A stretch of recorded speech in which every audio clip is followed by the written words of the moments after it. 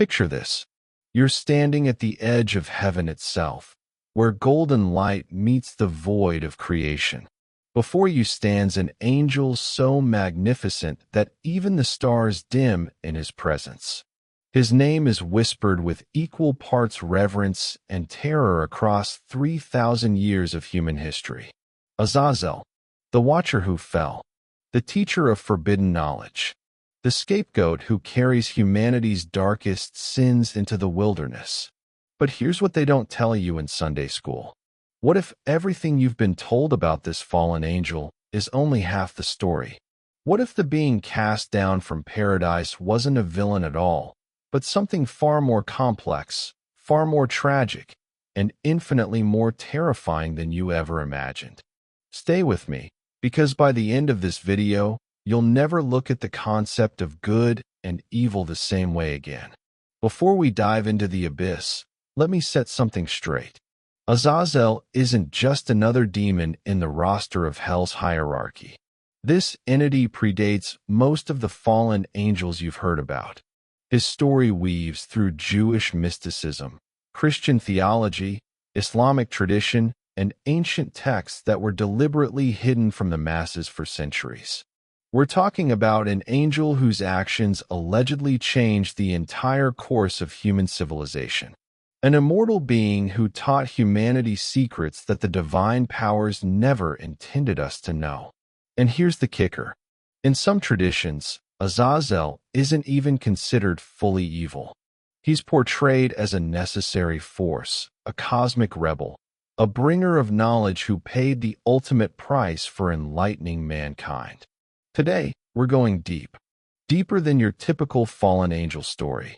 We'll explore who Azazel really was before the fall, the shocking reason he descended from heaven's glory, the forbidden knowledge he shared with humanity, and the brutal punishment that followed. We'll examine ancient texts that mainstream religion desperately tries to ignore, uncover the symbolism behind the Day of Atonement ritual that bears his name, and reveal why this particular fallen angel terrifies religious scholars more than Lucifer himself. Trust me, what you're about to discover will challenge everything you thought you knew about angels, demons, and the forces that shaped human history. Let's rewind to the beginning. Before time had meaning, before humanity took its first breath, before the fall that would echo through eternity. Heaven existed as a realm of perfect order, divine hierarchy, and absolute obedience to the Creator. And among the heavenly hosts, there existed a special order of angels called the Watchers. These weren't your typical guardian angels or messengers. The Watchers were given a specific, crucial mission: to observe humanity, to record their deeds, to witness the unfolding of creation without interference. They were the eyes of heaven, stationed at the boundary between the divine and mortal realms. Azazel was one of the chief watchers. Some texts suggest he was among the most beautiful angels ever created, radiating power and wisdom that rivaled the archangels themselves. His name, depending on translation, means either God strengthens or scapegoat of God. Think about that for a moment. His very name contained the seeds of his destiny, a linguistic prophecy carved into his celestial identity before he ever made his fateful choice. In the Book of Enoch, a text considered apocryphal by most Christian denominations, but absolutely crucial to understanding fallen angel mythology, Azazel is described as one of the leaders of the Gregory. That's the formal name for the Watchers. 200 angels total, assigned to watch over humanity in its infancy. Imagine having that responsibility. You're an immortal being of pure light and power, and your job is to simply observe these fragile, short-lived creatures stumbling through their existence. You watch them struggle. You watch them suffer. You watch them die in ignorance, lacking the knowledge that you possess in abundance. How long before compassion becomes temptation? How long before observation becomes intervention? The ancient texts paint a picture of Azazel as charismatic, persuasive, and dangerously curious about the humans he was meant to watch from a distance. While other angels maintained their detachment, Azazel grew fascinated. He began to see humanity not as an inferior creation, but as beings with untapped potential. Creatures who could become so much more if only they possessed the right knowledge, the right tools, the right guidance. And here's where the tragedy begins to take shape. Because Azazel started to question the divine order itself. Why should humanity remain in ignorance? Why should they struggle in darkness when the light of knowledge could elevate them? Wasn't compassion a divine virtue? Wasn't the act of helping others considered righteous? These questions festered in Azazel's mind like a divine infection, and he wasn't alone in his doubts.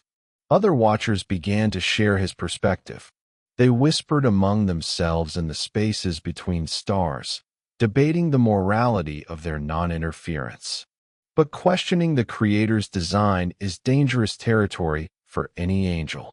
Because once that seed of doubt takes root, once that first question cracks the foundation of absolute obedience, everything that follows becomes inevitable.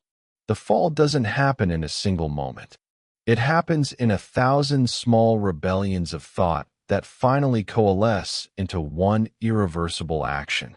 Now we come to the moment that changed everything. The decision that would transform Azazel from a heavenly watcher into one of the most feared entities in existence. According to the Book of Enoch, it began with desire. Not just Azazel, but 200 watchers looked upon the daughters of men and found them beautiful. But this wasn't mere physical attraction. The text suggests something deeper, more complex. These angels saw in humanity a quality that heaven itself lacked.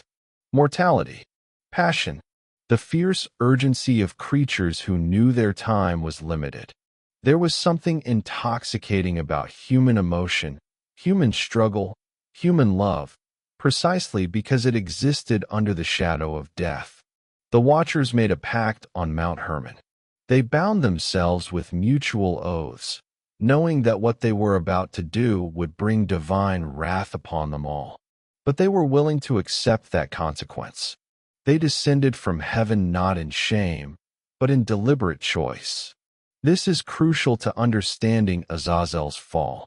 Unlike Lucifer, who fell through pride and the desire to usurp God's throne, Azazel fell through what he perceived as compassion. He fell because he chose humanity over heaven. He fell because he believed that knowledge should be free, that humanity deserved more than ignorant obedience. When the watchers descended, they took human wives. The offspring of these unions were the Nephilim, giants of tremendous power and appetite who would terrorize the ancient world. But that's not the part of the story that damned them most severely. The real transgression, the unforgivable sin that brought heaven's full fury down upon Azazel and his fellow watchers, was what they taught humanity. Azazel became humanity's first teacher of forbidden knowledge, and what he taught them changed human civilization forever. He taught men the art of metallurgy, how to forge weapons from iron and copper. He showed them how to craft swords that could pierce flesh, shields that could turn blades, and armor that could protect warriors. Warfare transformed from crude stone implements to sophisticated military technology. But Azazel didn't stop there. He taught the secrets of mining, revealing how to extract precious metals and gemstones from the earth's hidden depths. He showed humans how to work with gold and silver, creating currency, jewelry, and symbols of wealth and power. But here's where it gets really interesting. Azazel also taught knowledge that religious authorities still consider dangerous today. He revealed secrets of cosmetics and beautification to women. The art of painting eyes with antimony, the use of dyes and precious stones for adornment. This might sound trivial compared to weapons and warfare, but think about what this represents. The knowledge of transformation, the ability to change one's appearance, to present a crafted identity rather than a natural one.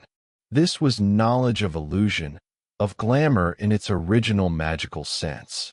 The power to make others see what you want them to see. Other watchers taught their own forbidden arts. Some revealed the secrets of astrology and divination, teaching humans to read the movements of celestial bodies and predict the future. Others taught herbalism and pharmacology, including knowledge of plants that could heal, intoxicate, or poison. The secrets of abortion were revealed, giving humans control over life itself. Magical practices, incantations, and root cutting for spells. Every form of knowledge that heaven had deemed too dangerous for humanity to possess, the Watchers freely gave. Think about the implications. These angels weren't just sharing random information. They were systematically dismantling the barriers that kept humanity in a state of innocent ignorance. They were forcing human evolution forward at an unnatural pace, giving primitive humans access to knowledge that they hadn't earned through gradual development. And Azazel was at the center of it all, the primary teacher, the great liberator, or the great corrupter, depending on your perspective. Heaven's response was swift and absolutely brutal. The archangels Michael, Gabriel, Raphael, and Uriel observed what the Watchers had done, and they brought their testimony before the throne of God. The texts describe heaven itself shaking with divine fury. The Creator looked upon the earth and saw it corrupted by forbidden knowledge, overrun by violent Nephilim, stained by the breaking of cosmic law. And judgment was pronounced. But before we get to Azazel's specific punishment, we need to understand the broader catastrophe that resulted from the Watchers' transgression. The Great Flood, the worldwide deluge that wiped out nearly all life on Earth, wasn't just about human wickedness in general. According to the Book of Enoch, it was a direct response to what the Watchers had done. The Nephilim had to be destroyed. The humans who possessed forbidden knowledge had to be erased. The contamination had to be purged from creation. Noah and his family were spared not just because they were righteous, but because they were genetically pure, untainted by Watcher bloodlines. Imagine the weight of that guilt. Azazel and the other Watchers watched from their imprisonment as the floodwaters rose. They witnessed the extinction of the very humans they claimed to love, the destruction of the civilization they had helped build. Every drowning child, every desperate mother clinging to debris, every final scream silenced by water, all of it was a direct consequence of their intervention. The compassion that motivated their fall led directly to the death of almost everyone they had tried to help. But the Watchers themselves received punishments tailored to their crimes. The Book of Enoch describes how the archangel Raphael was commanded to bind Azazel hand and foot and cast him into the darkness. Not just any darkness, but a specific place of torment. A desert location called Dudiel, which some scholars identify with Beth Hadudo near Jerusalem. Raphael was instructed to dig a hole in this desert, fill it with sharp, jagged rocks, and throw Azazel into it. Then the angel was to cover the opening with more stones, trapping Azazel in absolute darkness. Picture this scene. An angel who once stood in the presence of divine glory, who radiated celestial light, who moved through the heavens with perfect freedom, now broken, bound, hurled into a pit of cutting stones, and sealed in darkness so complete that it becomes almost a living thing. The texts say that Azazel was to remain there until the day of judgment, when he would be cast into eternal fire. But even in his imprisonment, his influence remained. His name became synonymous with sin itself, with the corruption of innocence, with the dangerous allure of forbidden knowledge. Now we need to talk about one of the strangest and most significant rituals in ancient Judaism, because it directly connects to Azazel and reveals something profound about how his story continued to influence human religion. I'm talking about the ritual of the scapegoat, performed on Yom Kippur, the Day of Atonement. This wasn't some minor ceremony. This was one of the most important rituals in the entire Jewish calendar, and Azazel's name is literally embedded in its practice. Here's how it worked. Once a year, on the Day of Atonement, the high priest would take 2 goats, 2 identical animals, both without blemish. One goat was designated for the Lord. This goat would be sacrificed as a sin offering, its blood used to atone for the sins of the people. But the second goat had a different fate. The high priest would place both hands on the head of this living goat and confess over it all the sins of Israel, every transgression, every rebellion, every failure. All the collective guilt of an entire nation would be symbolically transferred onto this innocent animal. And then, here's the crucial part. This goat would be designated for Azazel. The Hebrew text in Leviticus chapter 16 uses this exact phrase, La Azazel, for Azazel. A priest would lead this burden-bearing goat away from the camp, away from civilization, deep into the wilderness. In later traditions, the goat would be taken to a cliff and pushed off, ensuring its death. But the original ritual simply involved sending it away, carrying the sins of the people into the desolate places where Azazel himself was imprisoned. Think about the profound symbolism here. The sins of humanity were literally being sent back to Azazel. The fallen angel who had given humans forbidden knowledge was now being given back all the consequences, all the guilt, all the corruption that resulted from that knowledge. It's almost like a cosmic return to sender. You gave us these capabilities? Fine. Here are all the terrible things we've done with them. You carry the weight of it. But there's something even deeper going on. In making Azazel the recipient of human sin, the ritual acknowledges his continued existence and influence. He's not forgotten. He's not irrelevant. Even in his imprisonment, even in his fall from grace, Azazel remains a necessary part of the cosmic order. He has become the ultimate repository of human guilt, the shadow figure who carries what the light cannot contain. Some scholars argue that this ritual represents a fascinating theological problem. If God is all-powerful and all-forgiving, why do the sins need to be sent anywhere at all? Why not simply forgive and forget?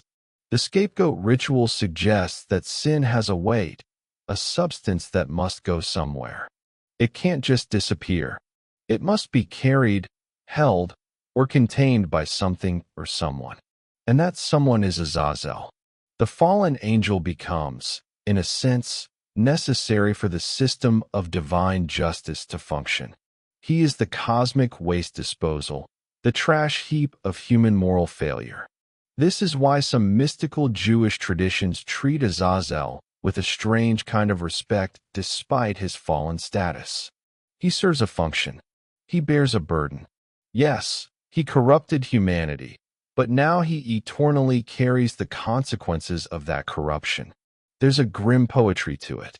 The teacher of forbidden knowledge becomes the eternal student of human sin, forced to intimately know every dark thing his teachings enabled.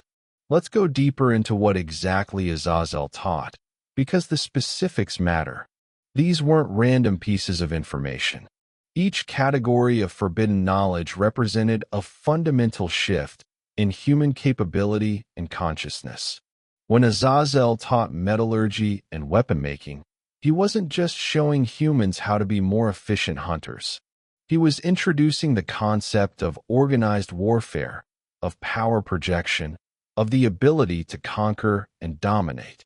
Before Azazel's teachings, human violence was limited by the crudeness of available weapons. After his teachings, humans could wage war on a scale previously impossible. Military historians often overlook this mythological dimension, but think about it.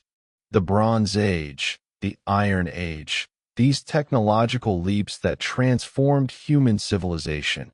In the mythological framework, they weren't gradual developments. They were gifts from fallen angels. Knowledge downloaded from heaven to earth in a burst of divine rebellion. The sword, the spear, the shield, the armor, these aren't just tools. They're symbols of a fundamental change in human nature. The ability to efficiently kill our own kind became not just possible, but inevitable once we possessed the metallurgical knowledge to create better killing instruments. But Azazel also taught mining and the extraction of precious materials. This might seem less sinister than weapons, but consider what this knowledge enabled. The concept of wealth is beyond basic survival. The ability to hoard resources. The creation of economic hierarchies. Gold and silver became more than pretty metals. They became power itself. They became the medium through which humans could dominate each other without direct violence. Economic warfare, debt slavery, the concentration of wealth in the hands of the few. All of this traces back to the knowledge of how to extract, refine, and value precious metals. And then there's the knowledge of beautification and adornment. The ancient text specifically mentions that Azazel taught women to paint their eyes, to use cosmetics, to wear jewelry. Why would this be considered forbidden knowledge? What makes makeup dangerous enough to be lumped in with weapons and warfare? Because it's the knowledge of deception, the ability to craft an appearance that doesn't match reality. The power of illusion and attraction. In a more symbolic sense, it represents humanity's first lessons in manipulating perception, in creating false surfaces, in the art of appearing as something other than what you are. This ties into deeper occult traditions that view Azazel not just as a teacher of physical crafts, but as an initiator into mysteries of transformation and glamour. In ceremonial magic traditions, Azazel is sometimes invoked as a patron of practitioners who work with image, appearance, and the malleability of perception. He represents the dangerous knowledge that reality can be shaped by how we present ourselves, that truth and appearance are not always the same thing, and that this gap between being and seeming can be exploited for power. The other Watchers taught complementary knowledge. Shemaiah, another chief of the Watchers, taught enchantments and root cutting, essentially the foundations of magical practice. Armoros taught the resolving of enchantments, which is essentially counter-magic. Barakal taught astrology. Kokabeel taught astronomy. Ezekiel taught knowledge of clouds and weather. Arakiel taught the signs of the earth. Shamsiel taught the signs of the sun. Sariel taught the course of the moon. Notice a pattern? Each piece of knowledge represents power over a different domain of existence. Power over matter through metallurgy. Power over life and death through weapons and medicine. Power over perception through cosmetics and adornment. Power over fate through astrology. Power over the elements through weather lore. The Watchers weren't just sharing random information. They were systematically giving humanity the keys to every locked door in creation. They were turning humans from passive creatures who lived at the mercy of nature and fate into active agents who could shape their own reality. And that, according to the divine perspective, was the unforgivable crime. Because humanity wasn't supposed to have that level of power. Not yet. Maybe not ever. There was an intended order to creation, a hierarchy that placed humans firmly beneath the angels and far beneath the Creator. By giving humans knowledge that elevated them, that gave them godlike capabilities, the Watchers disrupted the cosmic order. They forced an evolution that heaven had not authorized. Here's where things get really fascinating. Azazel isn't portrayed consistently across different religious and mystical traditions. He shapeshifts depending on the cultural lens through which you're viewing him. And these different portrayals reveal profound disagreements about the nature of knowledge rebellion, and what we might call the Felix culpa, the fortunate fall. In mainstream Jewish tradition, Azazel is unambiguously villainous. He's the corrupter, the one who led angels and humans alike into sin. The scapegoat ritual isn't honoring him. It's burdening him with the weight of human evil. He's bound in the darkness until the end of days, when he'll face final judgment and eternal punishment. End of story. But in some mystical Jewish traditions, particularly within Kabbalistic thought, Azazel becomes more complex. Some texts suggest that Azazel and his fellow watchers were actually part of a divine plan. Their fall, their teaching of forbidden knowledge, the resulting corruption and flood, all of it was necessary for human spiritual development. In this view, humanity needed to gain knowledge of good and evil, needed to be expelled from innocent ignorance, in order to eventually return to divinity through conscious choice rather than mere obedience. Azazel becomes not a villain but a catalyst, a necessary agent of spiritual evolution. This connects to the Gnostic traditions, which flip the entire script. In some Gnostic texts, the material world itself is a prison created by a false god, and the true divine source is hidden beyond this reality. In this framework, any being who brings knowledge, who opens eyes, who enables humans to see beyond the illusions of material existence, is actually serving the true divine will. The Gnostic Azazel would be a liberator, a light bringer, revealing truths that the architect of the material prison wants hidden. In Islamic tradition, Azazel gets even more interesting. While the Quran doesn't mention Azazel by name, Islamic tradition often conflates or associates him with Iblis, the Islamic version of Satan. But here's the twist. Iblis's rebellion is portrayed quite differently from Satan's rebellion in Christian tradition. Iblis refused to bow to Adam when God commanded all angels to do so, not out of pride in the simple sense, but because he believed that bowing to anything other than God was a violation of pure monotheism. In this reading, Iblis fell because he was too devoted to the principle of divine unity to compromise it, even when God himself commanded the compromise. Some Islamic mystical traditions, particularly among Sufi thinkers, have written incredibly sophisticated philosophical texts about Iblis as a tragic figure, the ultimate monotheist who was willing to accept damnation rather than violate what he saw as a theological principle. If we apply this lens to Azazel, his fall becomes a profound meditation on obedience versus principle, on whether true loyalty to higher values might sometimes require disobeying direct commands. In Western occult traditions, particularly within ceremonial magic frameworks that developed in medieval and Renaissance Europe, Azazel is often invoked as a powerful entity with specific areas of influence. He's associated with the element of earth, with material transformation, with the revealing of hidden knowledge, and with the breaking of chains both literal and metaphorical.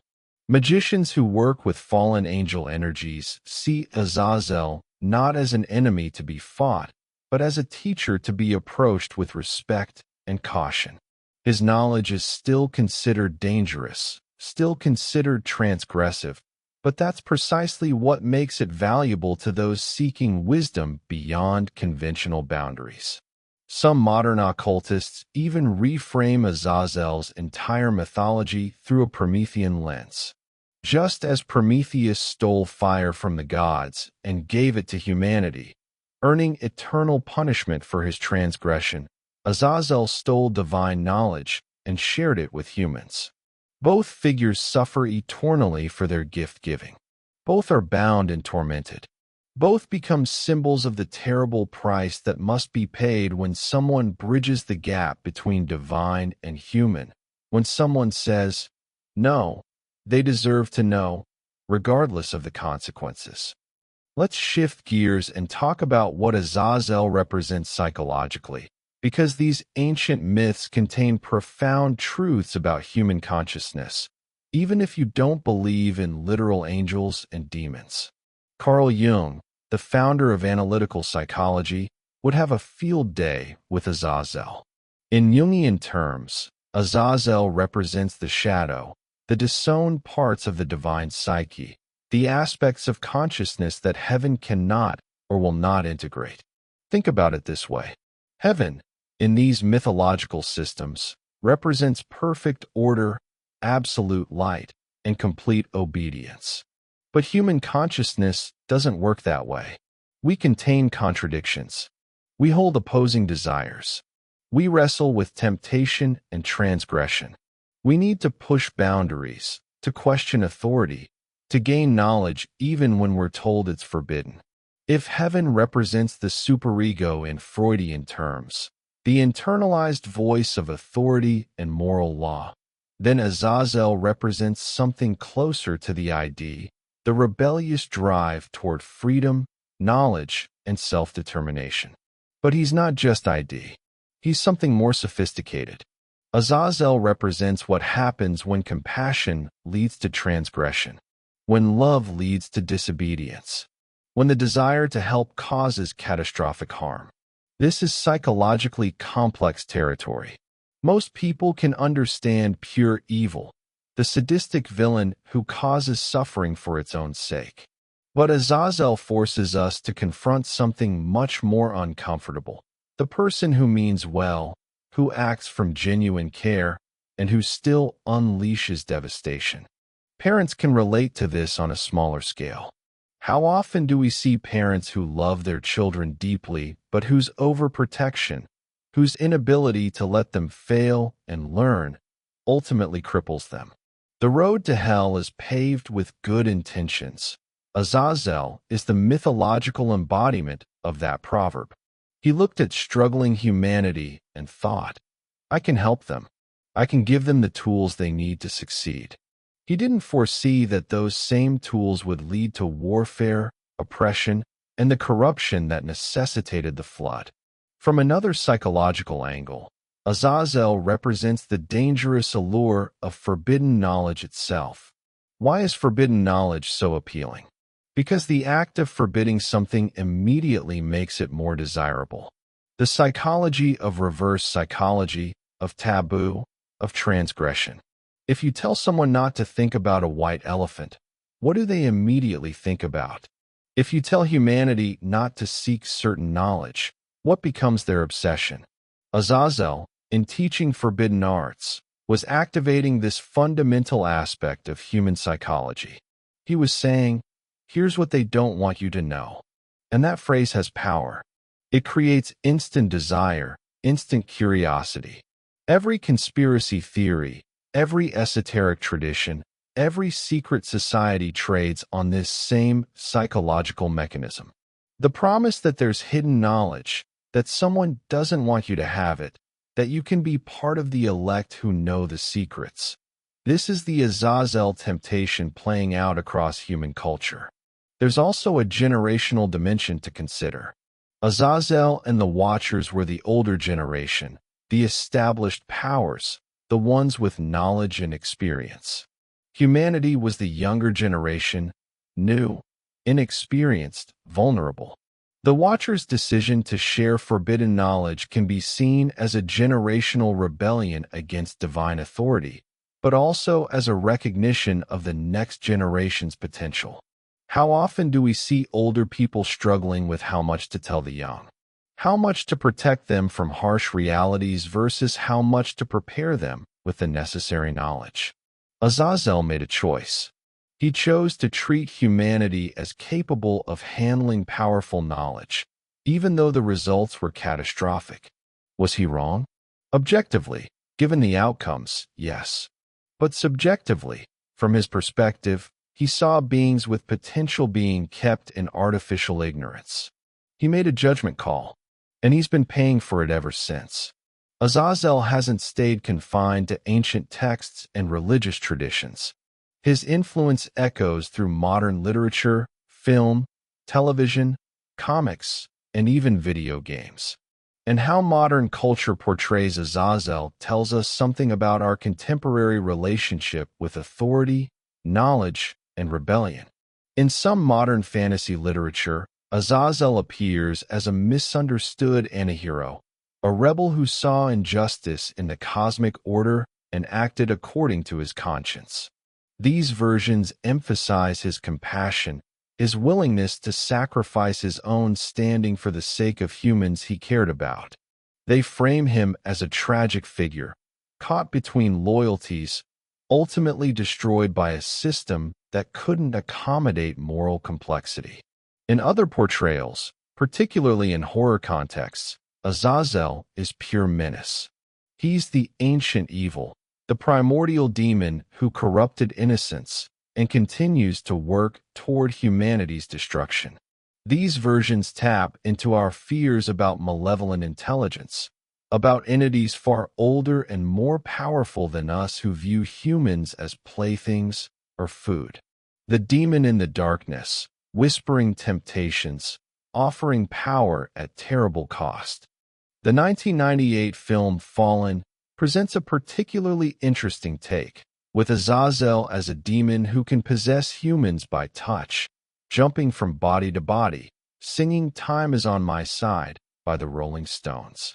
While this version takes liberties with the traditional mythology, it captures something essential about Azazel, the idea of a corrupting influence that can inhabit and spread through human vessels, turning ordinary people into agents of evil. In television, shows like Supernatural have featured Azazel as a major antagonist, a yellow-eyed demon with plans spanning generations. In Shadowhunters, based on Cassandra Clare's novels, Azazel appears as a greater demon and one of the princes of hell.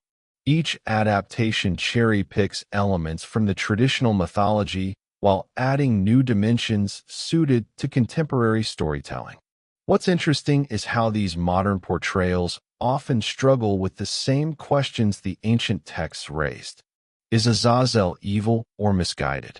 Did he fall through pride, through compassion, or through cosmic necessity? Is he an active threat or a bound prisoner? Should we fear him or pity him? Modern audiences seem drawn to morally complex villains, and Azazel fits that mold perfectly. In video games, Azazel often appears as a powerful boss or unlockable character. Games like The Binding of Isaac feature Azazel as a playable character with specific abilities related to his fallen angel nature. These game mechanics often reflect elements of his mythology, associations with darkness, with transgression, with power that comes at a cost. Even in music, Azazel's influence appears. Metal bands, goth musicians, and artists drawn to dark aesthetics frequently reference fallen angels in general and Azazel specifically. The imagery of rebellion against heaven, of suffering for transgressive knowledge, of being cast down but defiant. This resonates with subcultures that define themselves in opposition to mainstream religious and cultural values. But perhaps most significantly, Azazel has become a symbol in modern occult and esoteric communities. People who practice ceremonial magic, who identify as Satanists or Luciferians, who follow left-hand path traditions. Many of these individuals have reclaimed Azazel as a patron, a teacher, a source of inspiration. They reject the traditional religious framing of him as evil and instead emphasize his role as a liberator, as someone who valued human potential enough to defy cosmic law. These practitioners argue that the winners write history, that heaven's perspective has dominated the narrative, and that we should question why the sharing of knowledge is framed as corruption. From their viewpoint, Azazel is a hero who was demonized by religious authorities who benefit from keeping people ignorant and obedient. The scapegoat ritual, in this interpretation, isn't about punishing Azazel with humanity's sins. It's about a system of control that needs a villain to maintain power. Now we need to grapple with the profound philosophical questions that Azazel's story raises. Because this mythology isn't just ancient storytelling. It's a meditation on ethics, knowledge, authority, and consequence that remains deeply relevant. First question, is knowledge ever inherently evil? Or is it the use of knowledge that determines its moral value? Azazel taught metallurgy. Is the knowledge of how to forge metal evil in itself? Or is it only evil when used to create weapons? But weapons can defend the innocent as well as harm them. Medical knowledge can heal or poison. Astrological knowledge can provide comfort or enable manipulation. Every piece of forbidden knowledge Azazel shared has dual potential. This connects to ongoing debates about scientific research, about whether certain investigations should be pursued at all, regardless of potential benefits. Should we research artificial intelligence even though it might destroy humanity? Should we pursue genetic engineering even though it could create unprecedented inequality? Should we develop technologies for reading thoughts even though privacy would be obliterated? The Azazel question applies directly to contemporary ethical dilemmas about the pursuit of knowledge. Second question, what is the relationship between obedience and morality? Azazel disobeyed direct divine commands. The hierarchy of heaven demanded that he watch but not interfere. But his disobedience came from what he perceived as compassion, as moral duty towards suffering beings. So, which is more moral? Following orders even when they seem wrong, or acting according to conscience even when it means disobedience? Military personnel, employees in corrupt organizations, citizens under authoritarian governments, all face versions of this question. When does duty to authority become complicity in injustice? When does conscience require rebellion? Azazel made his choice. He decided that his obligation to help suffering humans outweighed his obligation to obey cosmic law, and he accepted the consequences of that choice. This raises a third question. Are the consequences of an action the measure of its morality, or is intention what matters? Azazel intended to help. He acted from compassion, but the results were catastrophic. Does his good intention mitigate the evil outcome? Utilitarians would say no, the consequences are what matter, and since the consequences were terrible, the action was immoral. But virtue ethicists might argue that Azazel acted from virtue, from compassion, and that matters even if the outcomes were bad. Fourth question, what is the cost of enlightenment? Every spiritual and philosophical tradition recognizes that moving from ignorance to knowledge involves some kind of suffering, some kind of loss. Innocence must be sacrificed to gain wisdom. Comfortable illusions must be shattered to see the truth. Azazel forced humanity through this transition prematurely. We weren't ready. The knowledge destroyed as much as it elevated. But was there any other path? Could humanity have developed toward enlightenment gradually, or was some kind of catastrophic awakening always going to be necessary? This connects to the concept of the fortunate fall in Christian theology, felix culpa, the idea that Adam and Eve's sin, while terrible, was also somehow necessary for humanity's eventual salvation and spiritual development. Without the fall, without exile from Eden, humans would have remained in a state of childlike innocence, never developing moral autonomy, never choosing goodness freely. Applied to Azazel, the question becomes, did humanity need forbidden knowledge, however terribly it was used, in order to eventually become capable of wisdom? Fifth question, what do we owe to beings of lesser power than ourselves? Azazel was an angel, infinitely more powerful than humans. But power creates responsibility. Did he have an obligation to help humanity, even against divine orders? Or was his intervention a kind of paternalistic arrogance, assuming he knew better than the Creator what humans needed? Parents struggle with this constantly. Teachers struggle with this. Leaders struggle with this. How much do you help? When does helping become enabling? When does withholding help become cruel neglect? Sixth question, is redemption possible for Azazel? In most traditions, his fate is sealed, eternal imprisonment followed by eternal damnation. But some mystical traditions suggest that all fallen beings will eventually be reconciled to the divine, that even the worst sinners will ultimately be redeemed. If redemption is theoretically possible, what would it look like for Azazel? What would constitute adequate atonement for his crime? Could he ever make amends for the suffering his teachings caused? As we approach the end of our journey into the Azazel mythology, we need to confront what might be the most disturbing aspect of this entire story. Azazel has become the eternal scapegoat, literally. He carries the sins of humanity. But what does that really mean? In psychological terms, scapegoating is a defense mechanism. A group facing its own failures, its own evil, its own corruption finds it unbearable to accept responsibility. So the guilt is projected onto an external figure, the scapegoat.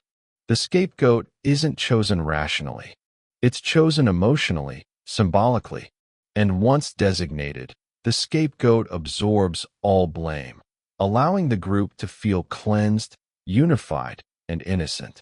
Azazel serves this function cosmically. Yes, he taught forbidden knowledge. But humanity chose to use that knowledge for warfare, oppression, and cruelty. The knowledge itself is neutral. It's human nature, human choices that created the corruption. But rather than face that uncomfortable truth, the entire weight of blame is placed on Azazel. He becomes the reason for human evil, not human nature itself, not our own choices. Him. This is psychologically convenient, but philosophically dishonest. It allows humanity to avoid confronting our own darkness. We can say, we were corrupted. We were innocent until Azazel taught us evil. But that's not true. The capacity for violence, for greed, for deception, these were already in us.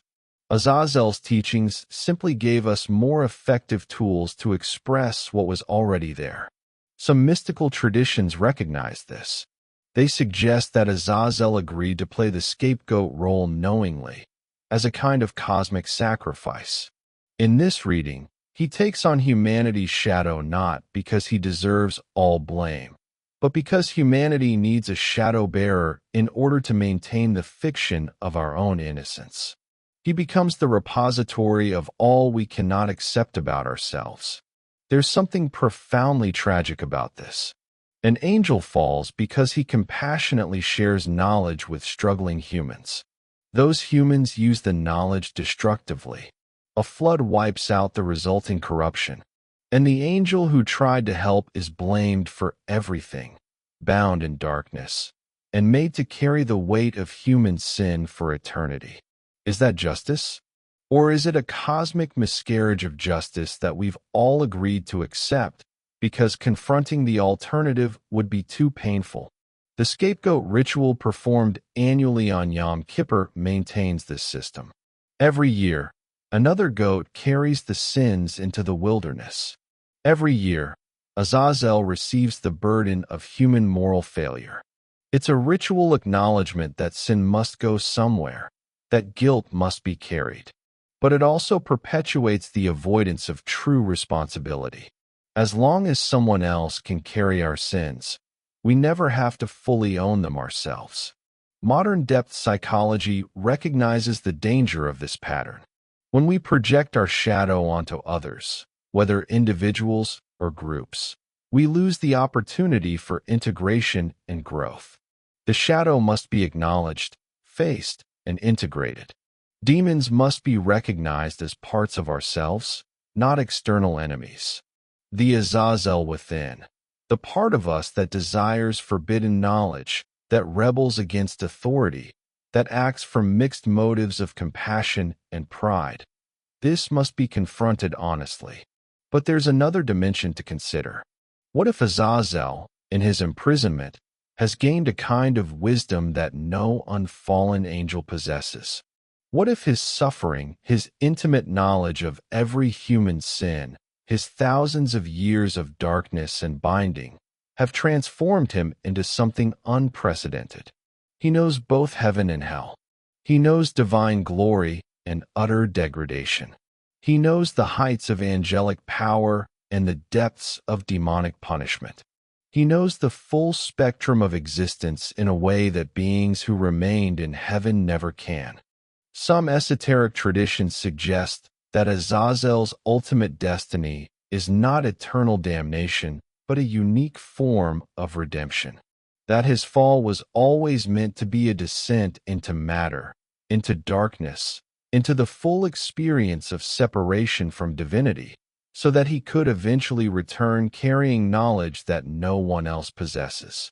The knowledge of what it means to fall, to fail, to suffer consequences, and to endure. This is the knowledge that makes redemption meaningful. This is the knowledge that transforms obedience from blind submission into conscious choice. So where does this leave us? What are we supposed to take away from the terrifying, tragic, complex story of Azazel? I'll tell you what I think. Azazel's story is ultimately about the price of knowledge and the complexity of morality. It's about how the road to hell is really paved with good intentions. It's about how power without wisdom leads to catastrophe, but also about how withholding knowledge to maintain control is its own form of evil. Azazel fell because he saw suffering and couldn't remain neutral. He saw humans struggling in ignorance and decided they deserved better, even if helping them violated cosmic law. His compassion was real. His desire to elevate humanity was genuine. But the consequences were devastating. The forbidden knowledge he shared was used to create suffering on scales previously impossible. And for this, he became the eternal scapegoat, the carrier of sins, the bound and suffering symbol of transgression. But here's what they don't want you to think about. Every piece of knowledge Azazel taught is knowledge we still use today. Metallurgy, mining, beautification, astrology, magical practice. These are woven into the fabric of human civilization. We built our entire world on the foundation of forbidden knowledge. The weapons he taught us to forge still kill. The economic systems built on precious metals still oppress. The arts of deception and appearance still manipulate. But we wouldn't give them up. We couldn't even if we wanted to. So maybe the real lesson is that knowledge, once released, cannot be recalled. The genie cannot be put back in the bottle. Pandora's box, once opened, cannot be closed.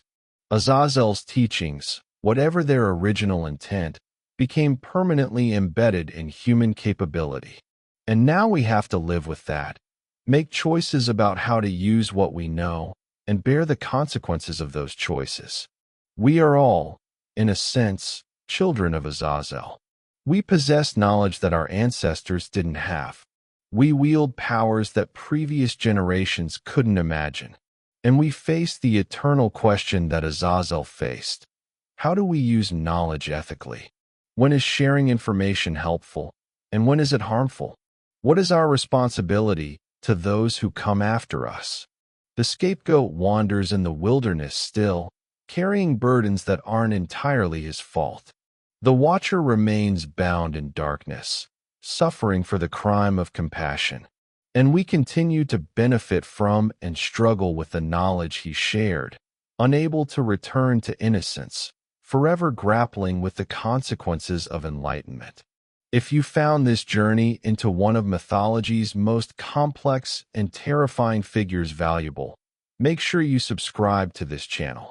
We explore the darkest corners of myth, folklore, and esoteric tradition, bringing you stories that challenge, disturb, and ultimately illuminate. Hit that notification bell so you don't miss future deep dives into the entities and forces that shaped human consciousness across millennia. And here's a question for you. If you were in Azazel's position, watching humanity suffer in ignorance while possessing knowledge that could help them, what would you do? Would you obey divine command and remain neutral?